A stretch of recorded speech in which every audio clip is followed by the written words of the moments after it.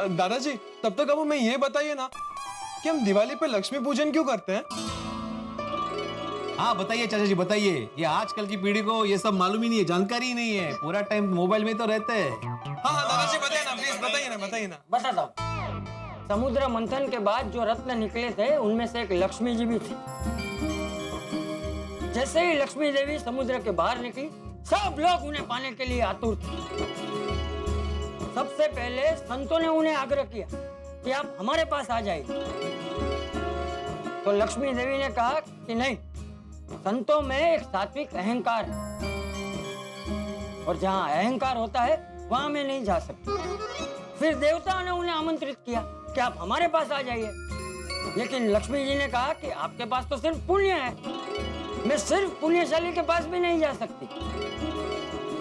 लक्ष्मी जी उनके साथ रहना चाहती थी जो पुरुष परिश्रम, पुण्य और पुरुषार्थ का संगम हो। इसीलिए आखिर में लक्ष्मी जी विष्णु भगवान के संग जाकर बस गई। दिवाली के पर्व की रात लक्ष्मी जी पृथ्वी का भ्रमण करती है। इसलिए बच्चों, उन्हें हमारे घर पे आमंत्रित करने के लिए हम हमारे घरों के खिड़की दरवाजे खोलकर आंगन को स्वच्छ करके दिए जलाते हैं, रोशनी करते हैं और उनकी पूजा करते हैं। क्या बात है चाचा जी, बहुत बढ़िया। वाह वाह बापू जी वाह। चाचा जी इसमें तो कुछ बातें तो मेरे को भी मालूम नहीं थी। आज हम लक्ष्मी माँ से प्रार्थना करेंगे कि हमें सिर्फ और सिर्फ ईमानदारी और मेहनत के ही पैसे मिले, क्योंकि उन्हीं पैसों में बरकत होती है। पंडित जी आ गए।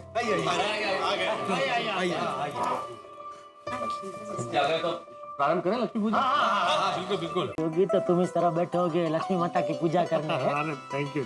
पर होगी क्या होगी क्या है बाबूजी? मैंने बोला अगले साल पोपटलाल की शादी हो गई होगी तो वो बैठा होगा लक्ष्मी माता की पूजा अपने घर में, यहाँ नहीं है। आशीर्वाद दीजिए। हाँ हो जाएगी, इस साल तेरी शादी जरूर हो जाएगी। महालक्ष्मी जी की पूजा संपन्न हुई, आरती के लिए खड़े हो जाइए।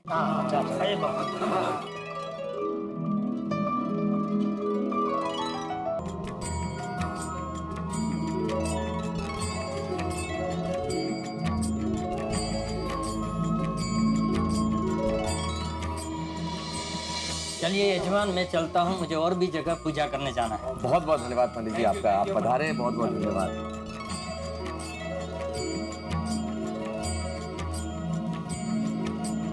चलिए जल्दी बाहर चलिए, पटाखे फोड़ने का टाइम हो गया है। चलो फ्रेंड्स। एक मिनट। मैं आत्माराम तुकाराम भिड़े, गोकुलधाम सोसाइटी का एकमेव सेक्रेटरी, पटाखे जलाने से पहले उसके नियम समझाना चाहता हूँ। पता है भिड़े अंकल, पता है। हाथ में रख के कोई भी पटाखा जलाएगा नहीं। फुलझड़ी खत्म होने के बाद कोई भी उसे यहाँ वहाँ नहीं फेंकेगा। बाजू में पानी से भरी बाल्टी होगी, उसी में डालेगा। कोई भी पटाखे के ऊपर ऐसे ज्यादा नीचे झुक के नहीं जलाएगा। Very good. पटाखा अगर एक बार जल जाए और फूटे नहीं तो कोई भी उसे जांच किए बिगर फिर से जलाने नहीं जाएगा। और रॉकेट सीधा ऊपर जाना चाहिए। जमीन पर रॉकेट को टेढ़ा करके जलाना है स्ट्रिक्टली प्रोहिबिटेड। शाबाश टप्पू सेना, जानकर अच्छा लगा कि नियम याद है। किसी भी दुर्घटना से बचने के लिए सुरक्षा और सावधानी बहुत जरूरी होती है। बिल्कुल। नियम तो हम सभी को पता है, पर कभी कभी हम इग्नोर कर देते हैं। दिवाली में हर साल पटाखे से होने वाली दुर्घटनाओं के कितने केसेस मेरे पास आते हैं। त्योहारों का मजा बिगड़ ना जाए, इसलिए सावधानी बरतना तो अति आवश्यक है। हाँ, और सावधानी बरतते हुए उत्सव का आनंद भरपूर उठाना चाहिए। बापू जी सही बात है। अरे भाई हाँ सही बात है। तो चलो सब लोग चलो। जल्दी।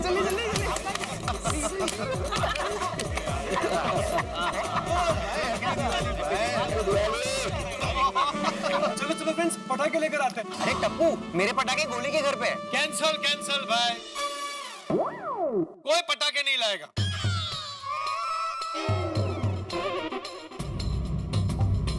क्यों पोपट अंकल? तो पोपट अंकल दिवाली में पटाखे नहीं फोड़ेंगे तो क्या मजा आएगा? हाँ अरे पोपटलाल, फटाकड़ा फोड़ने में तुम्हें प्रॉब्लम क्या है? अरे भाई, मुझे पटाखे फोड़ने में कोई प्रॉब्लम नहीं है। मैंने सिर्फ ये कहा कि कोई पटाखे लाएगा नहीं। लेकिन? क्योंकि इस बार पूरी गोकुलधाम सोसाइटी के लिए मैं पटाखे लेकर आया हूँ। ये पोपटलाल को क्या हो गया? हाँ पप्पू, सब ठीक है ना?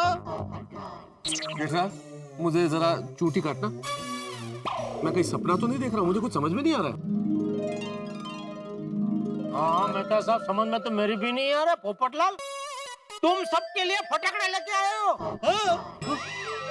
यकीन नहीं हो रहा है? नहीं मेहता साहब, बिल्कुल नहीं। भाई यकीन क्यों नहीं हो रहा है? दिवाली में सब अपने अपने परिवार के लिए पटाखे लेकर आते हैं कि नहीं आते? हाँ। और मेरे लिए मेरा परिवार ये गोकुलधाम सोसाइटी है, आप सब है।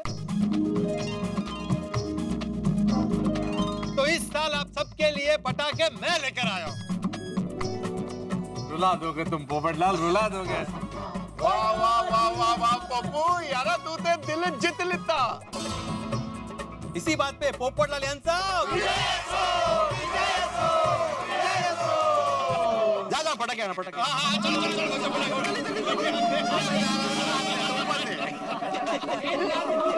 चलो। पटाखों को देख के एक बात दिमाग में आ रही है। क्या क्या? कि भाई हमारे गोकुल धाम के जितने सदस्य हैं, अगर उन सब की तुलना किसी पटाखे से की जाए तो कौन सा सदस्य कौन सा पटाखा होगा? ये तो बड़ा मजेदार विचार है। हाँ हाँ, सबसे पहले मैं बताता हूँ। हाँ। ये जो भिड़े है ना, वो ये लड़ी जैसा है। कैसे? एक बार शुरू होता है ना, तो फिर तड़ तड़ तड़ तड़ तड़ तड़ तड़ तड़ तड़ तड़ तड़ तड़ लंबे टाइम तक चलता ही रहता है। अच्छा अच्छा, अब मेरी बारी, मैं बोलता हूँ। ये जो चक्री है ना, चक्री, वो है जेठालाल। एक बार चालू हो गई ना घूमना, तो पता नहीं किधर चली जाए। आप कितनी भी कोशिश करो उसको रोकने की, वो रुकती ही नहीं है। है ना चक्री पूर्ण। तो मेरे हिसाब से अपनी गोकुलधाम सोसाइटी के अनार है हाथी भाई। परफेक्ट, एकदम हेल्दी पटाखा। हाँ, और ये बीमारों को देखते भी है, एक अनार 100 बीमार। हाँ, खा भी सकते और जला भी सकते। अनार अनार एक जगह जम के रहते हैं और पूरा रोशनी देते हैं। सही बात है। ओ यारो, ये रॉकेट जो है ना, एकदम पप्पू ही है। क्यों पोपटलाल क्यों रॉकेट है? इसका सारा बात ऐसा हवाई होता है इसलिए। अय्यर भाई, कौन सी बातें हवाई होती है? हाँ पोपटलाल, ये अय्यर भाई गलत बोल रहे हैं। अय्यर भाई, पोपटलाल की बातें हवाई नहीं होती है। हाँ बराबर। लेकिन क्या है, उसकी जो तकदीर है ना, वो रॉकेट जैसी है। क्या मतलब? अभी देखो ना, तुम्हारी शादी की उम्मीद है, तुम्हें कितना ऊंचे तक ले जाती है, फिर अचानक फट जाती है और तुम्हें वापस जमीन पे ले आती है। लेकिन इस साल तुम्हारी शादी जरूर हो जाएगी पोपटलाल। हाँ, और तुम्हारी शादी में हम लोग पटाखे छोड़ेंगे, रॉकेट। और हमारा सोडी है, ये सुतली बॉम्ब है। एकदम जोरदार, दमदार, धमाकेदार। जब भी फटता है, जबरदस्त धमाका करता है। चकना बट्टे। और हमारी सोनू जो है वो है फुलझड़ी, एकदम शांत, बिना शोर की भी रोशनी करती है ना? Simple, sweet and beautiful. बहुत अच्छे। ओह, क्या बात है बबीता जी, थैंक यू। बबीता, तुम तो वो पटाखा हो जो आसमान में जाकर फूटता है तो पूरा आसमान कलरफुल कर देता है। वाह वाह अय्यर भाई, बिल्कुल सही कहा आपने, बिल्कुल सही कहा। हमारे गोकुलधाम सोसाइटी में सब पटाखे जैसे ही है। अब चलिए ना पटाखे फोड़ते हैं, नहीं तो पटाखे फोड़ने का टाइम निकल जाएगा।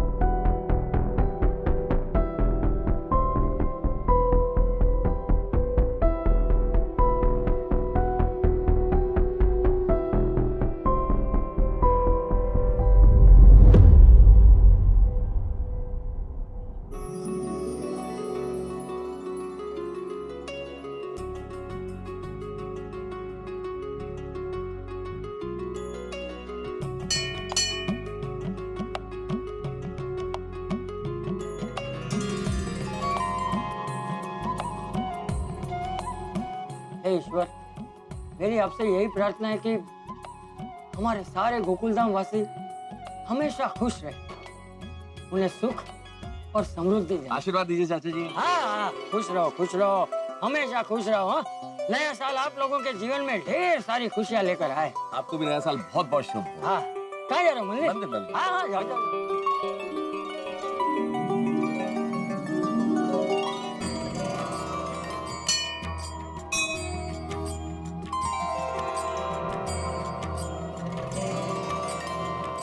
चाचा जी हैप्पी न्यू ईयर।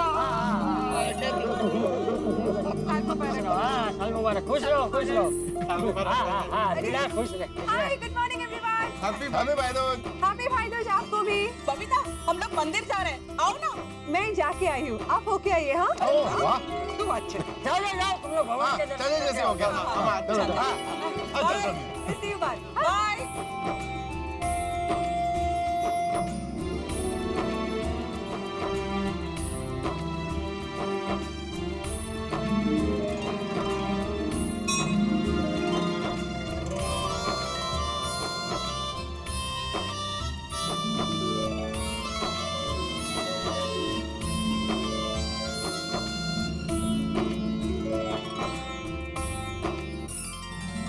वाह भाई वाह यारो, कुछ भी कहो, एक बात तो है, अपने गोकुल धाम की दिवाली बहुत सुंदर, लाजवाब, शानदार होती है। बिल्कुल, वाट तारी टंडन साची रोशन। अपनी गोकुल धाम की दिवाली की बात ही निराली है। यस, एकदम सही। कुछ जादू सा होता है अपनी दिवाली में। अरे गोकुल धाम की दिवाली के बाद पूरे माहौल में और जीवन में उत्साह और उमंग की एक नई चमक आ जाती है। और हमारी सोसाइटी का पूरा माहौल बहुत ही पॉजिटिव हो जाता है ना? सही बात है, अगर साल का हर दिन ऐसा हो तो कोई बीमारी नहीं पड़ेगा। हाँ, अरे माधवी भाभी और भिड़े भाई कहाँ रह गए? आगे आगे पिड़वन माधवी रानी आ गए। सबको हैप्पी भाई दूज। धीरे भाई, माधवी भाभी, आप लोग 100 साल जीने वाले हो। हमने अभी आपका नाम लिया और अभी आप लोग यहाँ पे हाजिर हो गए। अगो भाई, मतलब 100 साल इनके ट्यूशंस देखने पड़ेंगे मुझे। हाँ तो क्या कर सकते हैं, अभी एक शिक्षा से पाला जो पड़ा है तुम्हारा, तो देखने ही पड़ेंगे ना। हाँ, वो बात तो है। आप लोगों ने दर्शन कर लिए? हाँ माधवी भाभी, सबने दर्शन कर लिए। अब चले, ढेर सारी तैयारियां जो करनी है। हाँ चलो ओ, एक मिनट, वो किस चीज की तैयारी? वो मेनू भी दसो। कमाल करे छे रोशन, आज भाई दूज छे, तो भाई दूज की तैयारी और किस चीज की? हाँ, एम अय्यर भी भाई दूज के लिए अपनी सिस्टर की वहाँ पे गया है। चाचा जी जेठालाल कहाँ है? जेठे अपने व्यापारी दोस्तों को मिलने गए। वो किस चीज की तैयारी? वो मेनू भी दसो। कमाल करे छे रोशन, आज भाई दूज छे, तो भाई दूज की तैयारी और किस चीज की?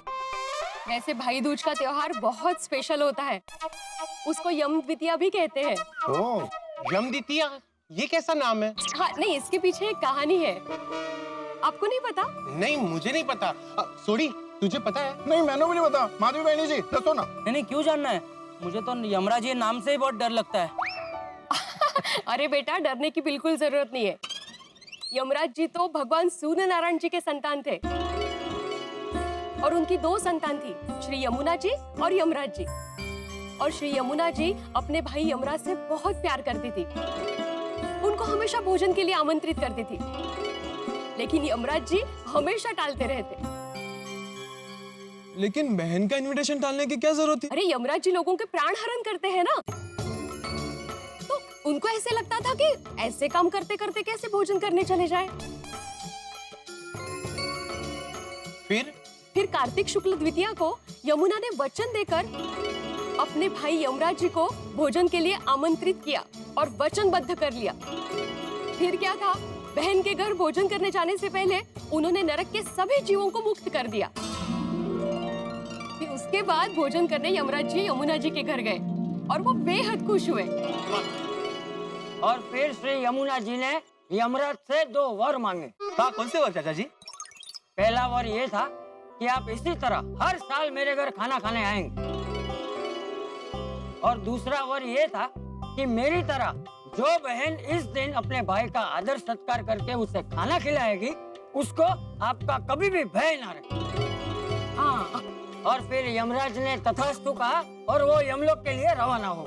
बस उस दिन से हर बहन भाई दूज के दिन अपने भाई को अपने घर पे भोजन के लिए आमंत्रित करती है। और टीका करके उसकी लंबी उम्र की कामना करती है। हाँ। आज हमें भी वही करना है, इसलिए जल्दी जल्दी घर चलते हैं वरना देर हो जाएगी।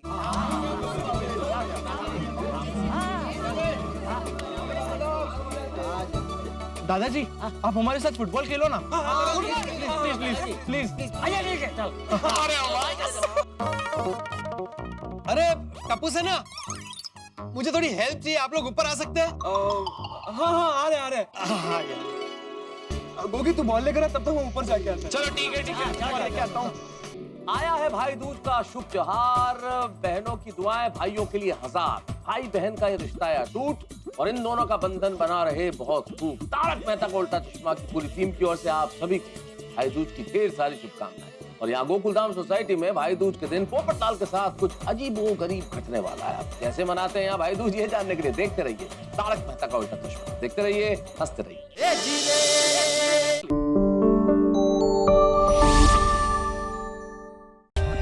For more updates, subscribe to our channel, click the show links and enjoy watching the videos.